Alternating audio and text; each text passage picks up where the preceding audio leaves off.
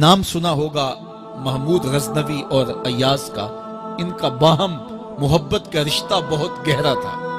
ایاز ٹوٹ کے چاہتا تھا بادشاہ کو، اب دیگر مصاحبین حسد کرتے تھے، بغض رکھتے تھے، وہ کہتے تھے یہ کوئی کیا اس میں کرشمہ اور کمال ہے کہ بادشاہ اس کو اتنا ہی چاہتا ہے۔ تو بادشاہ جب ان وزراء کا، مشیروں کا حسد حد سے بڑا ہوا دیکھا تو ایک دن سب کو اپنے دربار میں حاضر کیا۔ دربار میں ایک تالاب تھا، تو اس میں مٹھی بھر کے موتیوں کی پھینک دی اور ایک ایک وزیر کو کہا کہ یہ موتی نکال کے لاؤ، اور یہ خیال کرنا کہ تمہارا لباس بھی، تمہارا بدن بھی نہیں بھیگنا چاہیے۔ تو سب نے کہا کہ یہ عجیب بات ہے کہ حوض کی تہہ سے موتی نکال کے لائیں اور لباس بھی نہ بھیگے اور بدن بھی نہ بھیگے، یہ تو لازمی ہوگا۔ پھر دوسرے وزیر کو کہتا کہ یہ موتی نکال کے لاؤ، تمہارا لباس بھی نہیں بھیگنا چاہیے، تمہارا بدن بھی نہیں بھیگنا چاہیے۔ تو وہ آگے سے حجت کرتا یہ کیسے ہو سکتا ہے کہ بدن بھی اور لباس بھی نہ بھیگے اور موتی بھی نکال لاؤں؟ تیسرے کو، چوتھے کو، پانچویں کو، ہر ایک آگے سے حجت کرے، یہ کیسے ہو سکتا ہے؟ پھر ایاز آ گیا تو بادشاہ نے ایاز کو کہا کہ یہ موتی نکال کے لانے ہیں اور تمہارا لباس بھی اور تمہارا بدن بھی نہیں بھیگنا چاہیے۔ ایاز نے فوراً چھلانگ لگائی اور موتی نکالے۔ جب باہر نکلا تو بدن اور لباس پانی سے نچڑ رہا تھا، تو ایسے موتی بادشاہ کو پیش کیے اور بدن کپ کپا رہا تھا۔ تو بادشاہ بڑے غصے سے کہا کہ ایاز تمہارا بدن بھیگ گیا، تمہارے کپڑے بھی بھیگ گئے، میں نے کہا تھا لباس بھی نہیں بھیگنا چاہیے، کپڑے بھی نہیں بھیگنے چاہیے۔ تو ایاز بڑی لجاجت سے عرض کرنے لگا، بادشاہ سلامت، آپ کے دو حکم تھے، ایک یہ کہ موتی نکال کے لانے ہیں، دوسرا حکم یہ تھا کہ لباس اور کپڑے بھیگنے نہیں چاہیے۔ تو ایک حکم میں نے پورا کر دیا ہے، دوسرے کی معافی چاہتا ہوں۔ تو صاحب، اللہ نے حضرت انسان کے سینے میں جذبات کا ایک جہاں آباد کیا ہے، شیطان کو بھی انسان کے پیچھے لگا دیا اس کی آزمائش کے لیے، اس کے امتحان کے لیے۔ نفس بھی اس کے اندر موجود ہے، اور دوسری جانب اس کو گناہوں سے منع بھی کیا اور نیکی کی تلقین بھی کی۔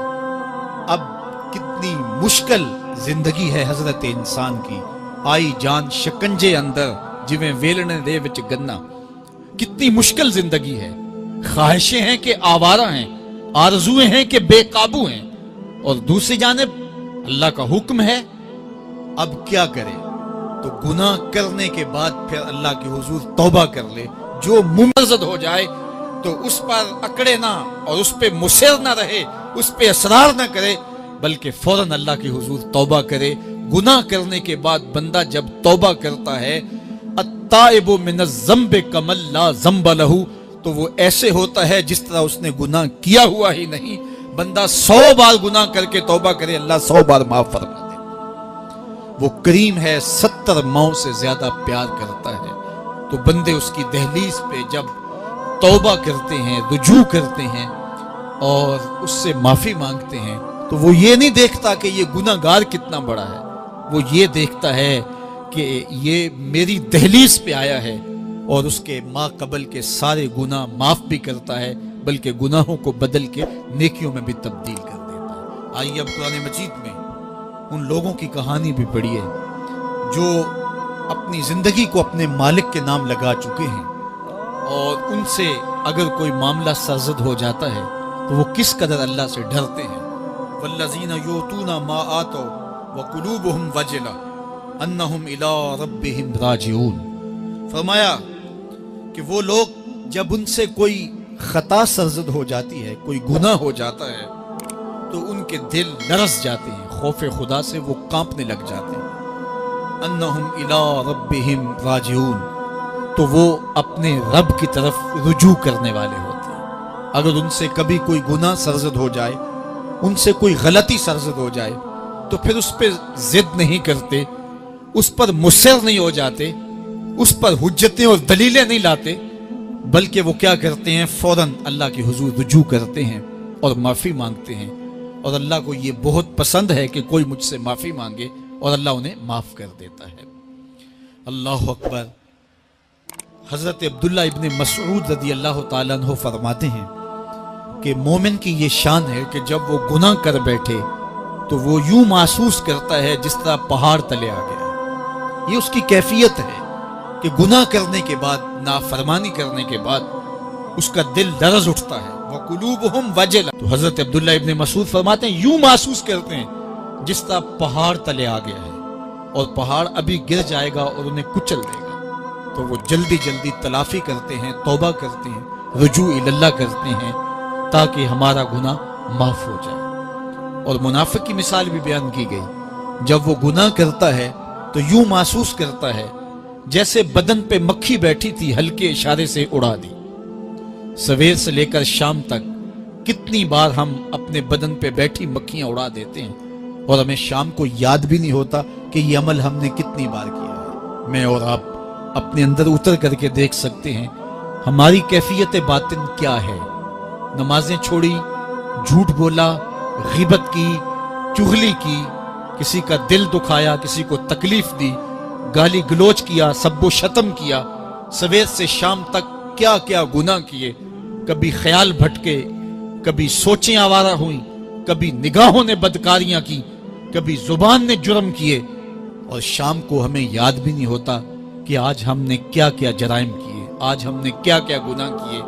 اگر ہماری یہ کیفیت ہے تو یہ عملی نفاق ہے کہ بدن پہ مکھی بیٹھی اور اڑا دی. اور اگر ہماری کیفیت یہ ہے کہ گناہ کے بعد یہ محسوس ہوتا ہے کہ ہم پہاڑ تلے آ گئے اور اللہ کی ناراضگی ہم نے مول لے لی اور جلدی جلدی توبہ کر کے رجوع کرنے کی جانب بڑھتے ہیں، تو پھر مبارک ہو. نہیں تو مجھے اور آپ کو اپنا محاسبہ کرنا چاہیے. ہمارے دلوں پر زنگ چڑھ گئے ہیں اور ہماری کیفیت یہ ہو گئی ہے کہ گناہ کرنے کے بعد بھی ہم ڈٹے رہتے ہیں. جبکہ زندگی اصحاب رسول کی دیکھیے ان سے بھی کبھی کوئی خطا سرزد ہو جاتی تو وہ فوراً اس گناہ کی تلافی کے لیے حضور کی بارگاہ میں حاضر ہو جاتے. حضرت ابو لبابہ رضی اللہ تعالیٰ عنہ نے اپنے آپ کو مسجد نبوی ہوا تو پھر حضور کے ہاتھوں سے اپنے آپ کو انہوں نے کھلوایا. ایک خاتون حضور کی خدمت میں حاضر ہوئی اور عرض کی یا رسول اللہ صلی اللہ علیہ وسلم مجھ سے بدکاری سرزد ہو گئی ہے اور میرے پیٹ میں بچہ ہے اور میں چاہتی ہوں کہ آخرت کی سزا کی بجائے دنیا کے اوپر اس کی سزا مجھے دے دی جائے تاکہ میں پاک ہو جاؤں اور صاف ہو جاؤں، کیونکہ آخرت کی سزائیں بہت سخت ہیں.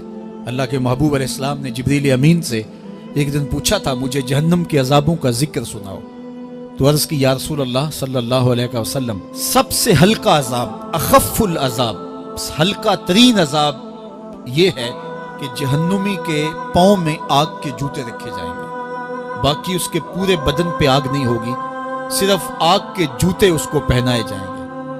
لیکن اس کی حدت، گرمی اور شدت اتنی ہوگی یغلی منہما دماغہ، اس کی شدت سے اس کا دماغ پگھل کر ناک اور کانوں کے ذریعے سے باہر آنا شروع ہو جائے گا. یہ سب سے ہلکے عذاب کی کیفیت ہے. اور جو عذاب سخت ہیں الیاذ باللہ، اللہ تعالیٰ قرآن مجید میں فرماتا ہے ثم لا يموت فیہا ولا یحیا، اس بڑے عذاب کا ذکر کیا جو جہنمیوں کو دیا جائے گا. فرمایا اس عذاب کی کیفیت یہ ہوگی بندہ نہ جیے گا نہ مرے گا. جیے گا اس لیے نہیں کہ آگے اور پیچھے، دائیں اور بائیں آگ ہی آگ ہوگی، تو اس آگ میں جینا کو جینا تو نہیں ہوگا. اور مرے گا اس لیے نہیں کہ موت کو موت آ چکے. جنت میں جنتیوں کو ایک ہی ڈر اور خدشہ ہوگا کہیں موت نہ آ جائے، اور جہنمیوں کو ایک ہی امید ہوگی کہیں موت آ جائے اور جان چھوٹ جائے.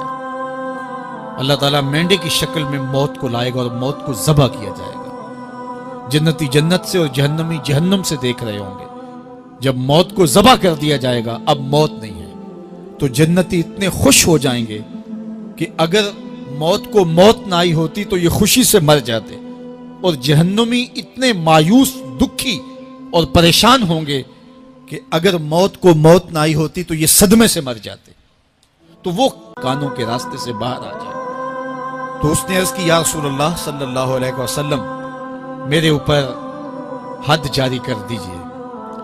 اور اس نے کہا کہ میرے پیٹ میں جو ہے وہ بچہ ہے.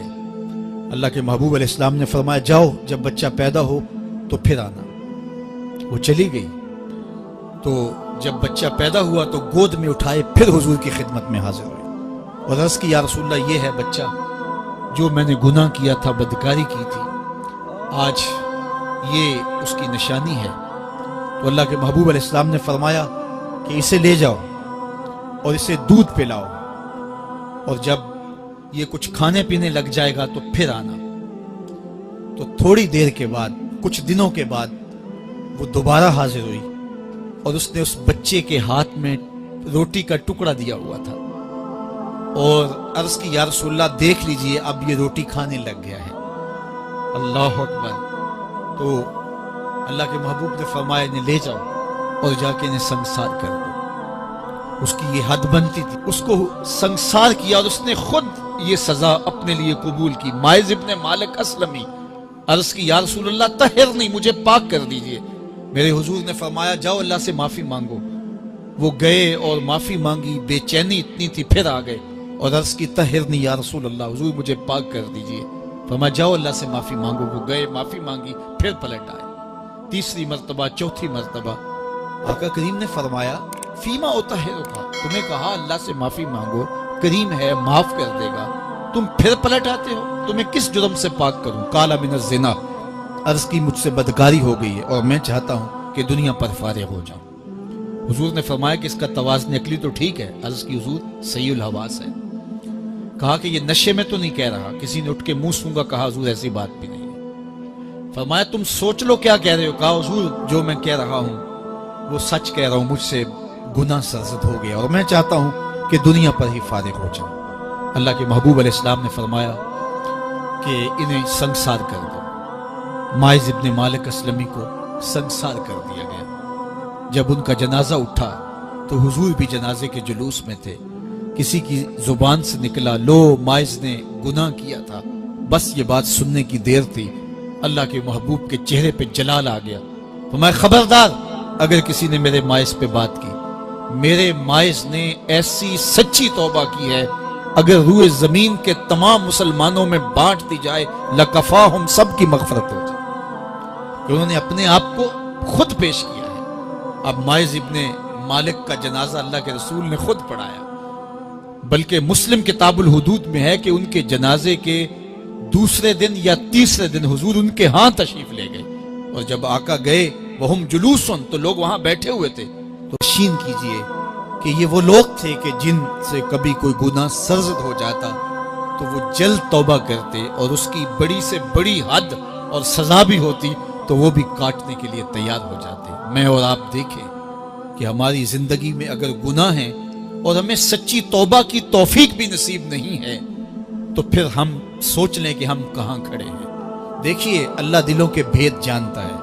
سچی توبہ یہ ہے کہ جو کیے پر ندامت ہو اور آئندہ نہ کرنے کا عزم مصمم ہو، پکا ارادہ ہو کہ یہ گناہ زندگی میں دوبارہ نہیں کروں گا۔ الگ بات ہے کہ پھر دوبارہ اس سے سرزد ہو جائے، لیکن جب وہ توبہ کر رہا ہو تو اس وقت اس کا پختہ عزم ہو اور اس کے دل کے کسی گوشے میں نہ ہو کہ چلو میں توبہ کر لیتا ہوں اور پھر ہو گیا تو پھر کر لوں گا۔ پکا عزم ہو کہ دوبارہ یہ گناہ نہیں کروں گا۔